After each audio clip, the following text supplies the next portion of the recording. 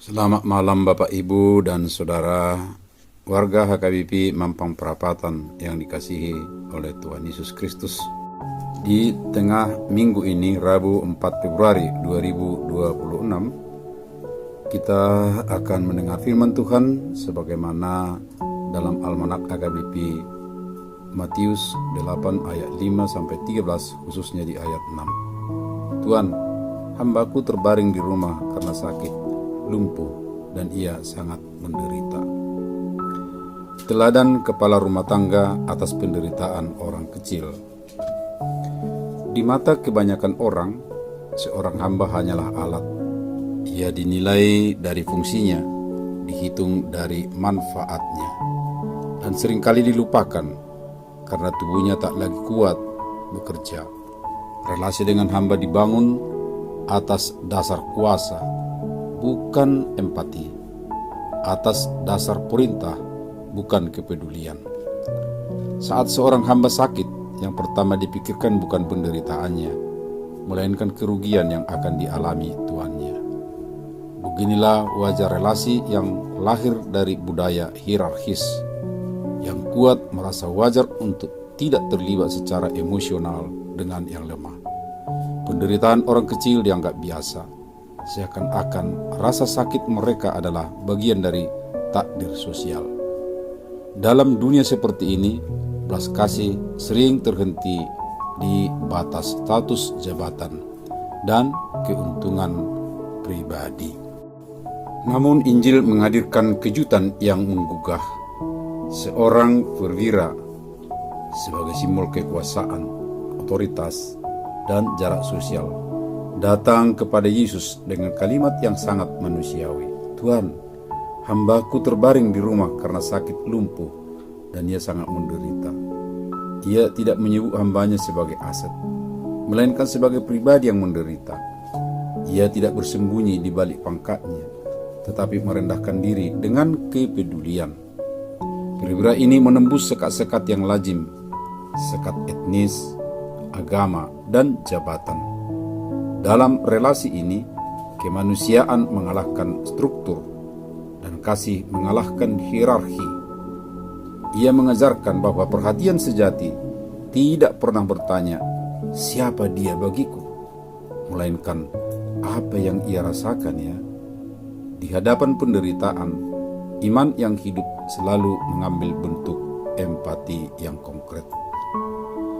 Di tengah kehidupan kita sekarang, saudara-saudara, di dunia yang cepat, kompetitif, dan sering dingin, teladan perwira ini terasa sangat relevan. Kita hidup di era ketika relasi keluarga pun kerap berubah menjadi relasi fungsional. Orang tua sibuk, anak dinilai dari prestasi, anggota keluarga dilihat dari perannya, bukan perasaannya. Tahun transformasi pengajaran iman di tengah keluarga memanggil kita untuk kembali belajar iman yang berwajah peduli. Iman tidak cukup diajarkan lewat kata-kata atau rutinitas rohani, tetapi lewat kepekaan terhadap penderitaan yang dekat, pasangan yang lelah, anak yang tertekan, orang tua yang rapuh. Seperti perwira ini, keluarga dipanggil untuk berani melampaui jabatan dan peran ayah, ibu, anak, dan bertemu sebagai sesama manusia.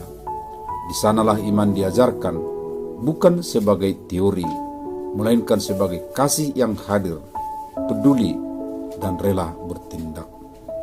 Amin. Mari kita menyanyi dari buku nyanyian atau buku ND HKBP nomor 716, bait pertama dan ketiga, di jalan hidup, di nama mulus sadok muluan.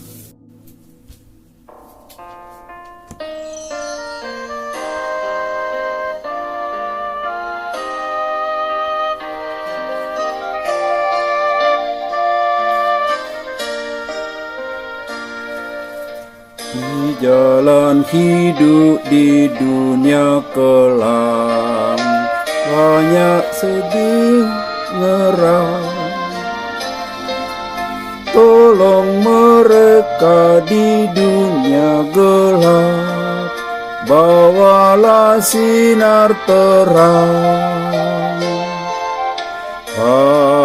Pakailah aku jadi hamba-Mu, bawa terang ke dunia gelap. Jadikan aku saluran berkah bagi umat-Mu yang hidup resah. Ulana dengan Tuhala sudi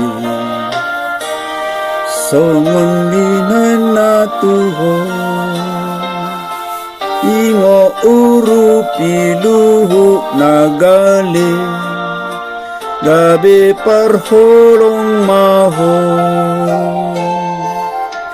bahin maahu perhitianmu pasu mabarmai ale Tuhaku patu pamaan ban pasu tudungan sudi. Marilah kita berdoa. Ubahkan hati dan perilaku kami, ya Tuhan, menjadi orang yang peduli dengan siapa saja di sekitar kami, terutama di tengah keluarga. Amin. Shalom.